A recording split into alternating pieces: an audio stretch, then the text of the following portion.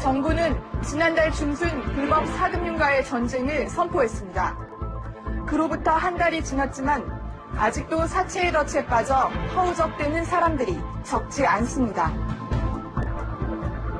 연 수백 %, 많게는 수천 %에 달하는 고금리로 모든 것을 빼앗고 결국 파멸로 이끄는 사채. 그 실체를 취재했습니다. 서울의 한 재래시장. 이곳 상인들이 아침마다 보는 광고 전단지가 있다고 합니다.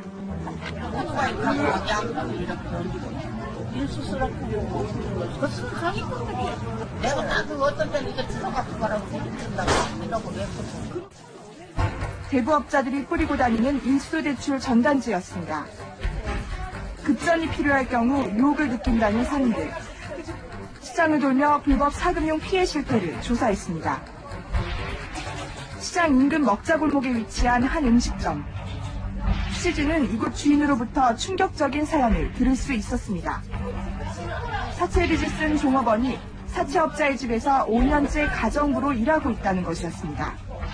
저렇게 빚이 많은지 나는 몰랐지. 근데 맨날 그늘이 져 있어. 내가 물어봤어. 왜 그러냐고 그랬더니 거기 가서 이렇게 일을 해준다더라고. 5년 했는데 아직도 1년을 더 해야 된다더라고. 사채빚을 탕감해주는 조건으로 보수도 지급하지 않았다고 합니다. 일요일도 없어. 쉬는 날이 없대, 쉬는 날이. 그 집 제사 그거 다 지내주고 가서. 그거 다 해줘도 그 사람이 돈 한 푼 안 줬다더라고. 주인은 경찰에 신고할 것을 권유했지만 보복이 두렵다며 계속 미루기만 한다는 겁니다. 오전 11시 피해자 김현 씨가 가게로 출근했습니다. 일을 마치는 시간을 기다려 피해자를 직접 만나봤습니다. 취재를 거부하던 김 씨. 설득 끝에 그녀의 고된 일상을 들을 수 있었습니다. 2008년도서부터 그 집에 가서 일을 했어. 매일 가서 2시간씩 하는데 빨래하고 반찬하고 되게 힘들하고 내일만 얼른 하고 나올 수 있게 도와달라고 나 진짜 기도하고 가. 그리고 빨리 거기서 벗어나게 해달라고 그러고. 진짜요. 얼마나 사람처럼 여기지를 않는다니까. 다음날 사채업자 집으로 향하는 김 씨를 따라가 보기로 했습니다. 아침 7시 20분. 김 씨가 집을 나섭니다. 한 아파트 단지로 들어서는 김 씨. 사채업자 박 씨가 살고 있는 곳입니다. 김 씨는 매일 아침 8시부터 2시간 동안 사채업자의 가사일을 돕고 있다고 합니다. 베란다에서 빨래를 넣는 모습도 포착됩니다. 오전 10시가 조금 넘은 시각. 지친 모습의 김 씨가 아파트를 나섭니다. 내가 이거는 절대로 얘기를 안 해야 되는데. 근데 어떻게 딴 데다 말씀도 못 하신 거예요? 못하지. 누구한테 얘기를 해, 누구한테. 아님도 가슴이 콩닥콩닥해. 결국 집으로 자리로 옮겨 자세한 사연을 들을 수 있었습니다. 신용불량자였던 김 씨는 생활비를 충당하기 위해 사채를 쓰기 시작했습니다. 여기저기서 빌려 쓰다 보니 현재 갚아야 할 빚이 5천만 원이 넘습니다. 사채업자 박 씨에게 갚아야 할 돈은 2,500만 원. 하지만 그중 김 씨가 빌려 쓴 돈은 500만 원이라고 합니다. 맞보증을 섰던 지인들이 도망갔고 이들의 빚 2천만 원을 김 씨가 모두 떠안았다는 겁니다. 옛날에 내가 소개를 해줬다고. 한테 돈을 빌려 쓰라고. 나 이거 적어주지도 않았어. 그냥 말만 한 거지. 도망을 갔어. 그러니까 이거까지 갚으라 이거야. 원금은 물론 이자도 제대로 내지 못하자 가정부일을 제안했다는 사채업자. 무보수의 종신계약이었다고 합니다. 종신계약이라고 쓰고 있잖아. 증언대로 쓰더라고. 늙어서까지도 일해야 된다. 그런 거 도장을 찍으신 거 없어요? 사인만 했지. 막 우팍 치고 하는데 어떻게 하면 뭘.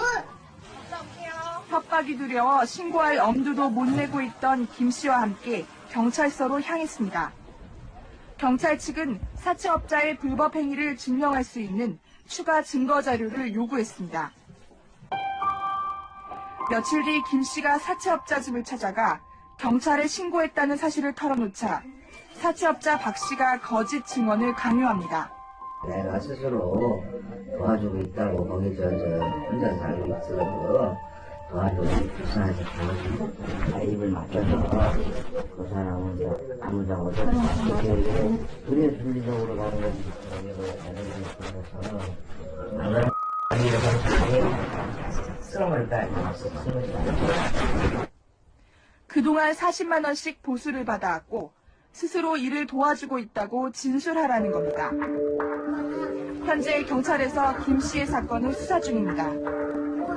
하지만 김 씨는 과연 사채업자에게서 벗어날 수 있을지 두렵기만 합니다. 죽어도 굶어도 이제 남의 돈 안 쓴다니까. 살 수가 없어. 내가 아침마다 기도를 하는 게 내가 이제 이놈을 악에서 빨리 벗어나야지. 내가 맨날 기도를 한다니까. 정부가 불법 사금융과의 전쟁을 선포했지만 업체들은 여전히 대출 광고를 통해 급전이 필요한 서민들을 끌어들이고 있습니다. 인터넷에서도 사채를 빌려주겠다는 광고를 쉽게 찾을 수 있습니다.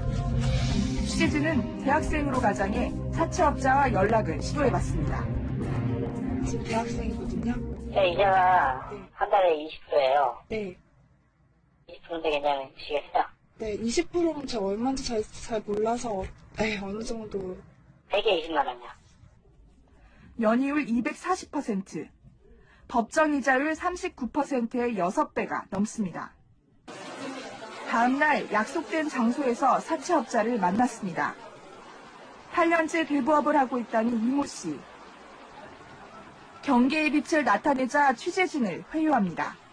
사람들이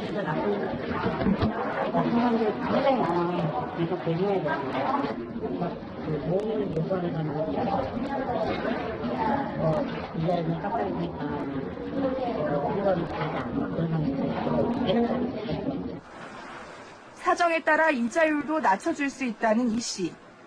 하지만 사채업자들이 돈을 못 받을 리는 없다고 강조합니다.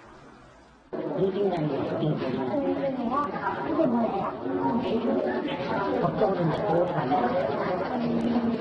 그러니까 한달 동안 9만원을 못 받았으면 한달 32일부터는 내가 안 해줬어요.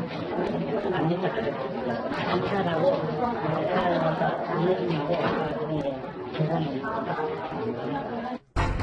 하지만 전문가들은 생활정보지나 인터넷에 광고를 내는 소액 대출의 경우 대부분 사기성이 짙다고 말합니다.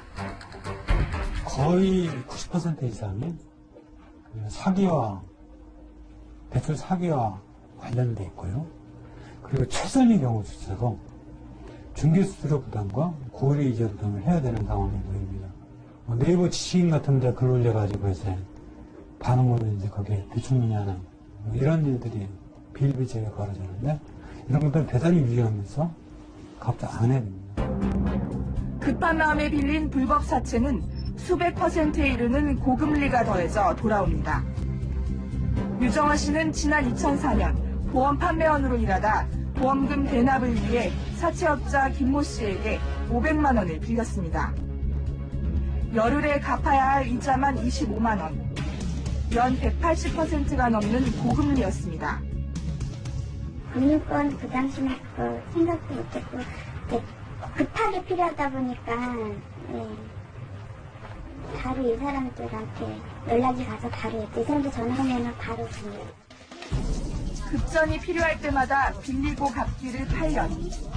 빌린 돈은 2억 원으로 늘어났고 3억 원이나 갚았지만 사채업자는 아직도 1억 원을 못 갚았다며 유 씨의 직장까지 찾아가 죄를 추심하기 시작했습니다. 그것도 너 떠주는 것도 6개월 걸리는데 돈을 어느 시간에 갚으려고. 내가 지금 본다고 하더니 근데 가게에서 일했지만 손님 왔는데 그래서 손님 아까 있었잖아. 고기 와서 차 없고. 그러니까 손님이지. 전화와 문자 메시지는 물론 아침 일찍 집 안방까지 들어와 유 씨를 괴롭혔다고 합니다. 일하는 곳마다 쫓아오고 막 이래가지고 제일 힘들었죠. 끔찍하고 이 아침에 눈 뜨고 자면 내일 새벽 6시면 이 여자 또 와있을 텐데. 유 씨의 신고로 경찰에 불구속 입건된 사채업자 김 씨를 만나기 위해 그가 운영한다는 노래방을 찾아갔습니다. 김 씨는 개인 간의 거래일 뿐이라고 주장합니다. 이런 거래를 한 건데 이제 한 가지 이제 이자를 좀 높게 나는 싼 이자를 얻었다가 높은 이자를 받았다는 거 그거 한 가지 잘못한 거지 다른 건 잘못한 게 없어요 내가. 뭐 그런 것은 내가 지금 돈을 다 받은 상태도 아니고 돈도 못 받아서 나는 지금 남의 돈을 내가 물어주고 있는 상태예요. 원금보다 많은 이자를 챙겼으면서도 아직도 돈을 못 받아 돈이 풀리지 않는다는 사채업자 김 씨. 죄를 지은 건 김 씨지만 마음의 상처는 유 씨가 안고 있었습니다. 그나저나 결국은 여기서 일이 많은데 신경안정제하고 이게 툭 하면 쓰러지고 그러면 이제 웬만하면 병원에서 먹지 말라 그래서 안 먹으려고 하는데 뭐 핸드폰 전화가 뭐가면 가슴 먼저 쿵탕탕탕 이렇게 막 이게 뛰고 그러니까 제가 어떻게 할 수가 없어요. 이렇게 앉아있을 수가 없어요. 가만히. 불안해서